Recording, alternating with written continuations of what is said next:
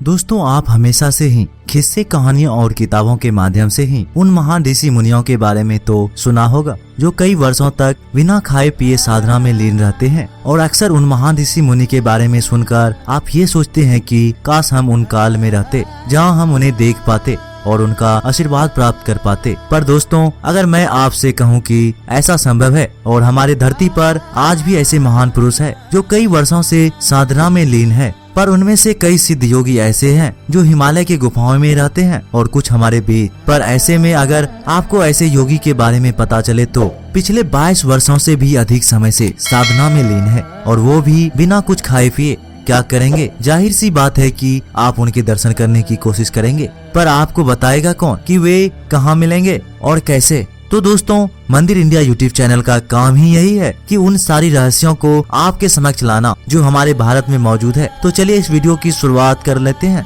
कौसन नारा से 19 किलोमीटर दूर देवी डुबरी पाली में एक साधारण किसान दुनिया साहू हसमती साहू के परिवार में 12 जुलाई सन 1984 को एक बालक का जन्म होता है। माँ बाप ने नाम रखा हलदार साहू, परंतु उनके पिता इन्हें सत्यम कहकर पुकारते थे। इस बालक को बाल्यकाल से ही भगवान शिव स्वप्न में दिखाई देते थे और ये बात वो अक्सर अपने माँ और दादी को बताया करते थे। सत्यम बचपन से ही अध्यात्म के तरफ रुख कर चुके थे। एक बार गांव के ही तालाब के नजदीक शिव मंदिर में वे लगातार 7 दिनों तक तपस्या करते रहे।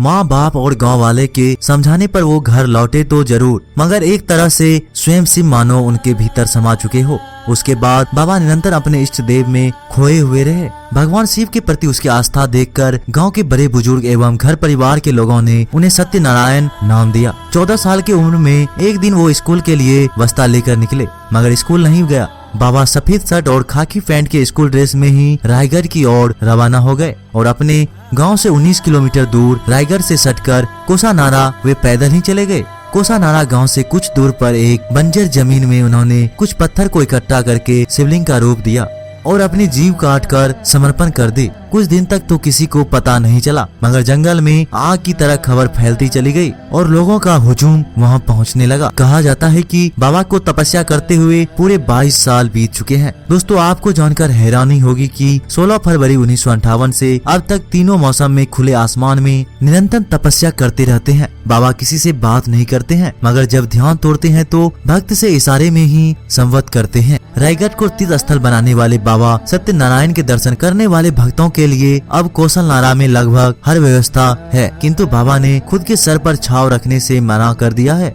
बाबा कब क्या खाते हैं किसी को नहीं पता चलता। भोजन करते समय किसी ने आज तक नहीं देखा। तो दोस्तों, इस विचित्र अद्भुत रहस्यमय साधु के बारे में आपके क्या विचार है? अपनी सभी विचार हमें कमेंट बॉक्स में जरूर बताइएगा। अगर वीडियो पसंद आई हो तो लाइक, शेयर और चैनल को सब्सक्राइब करके बेल आइकन को जरूर प्रेस कर दीजिएगा। तब तक के लिए नमस्कार, टेक केयर।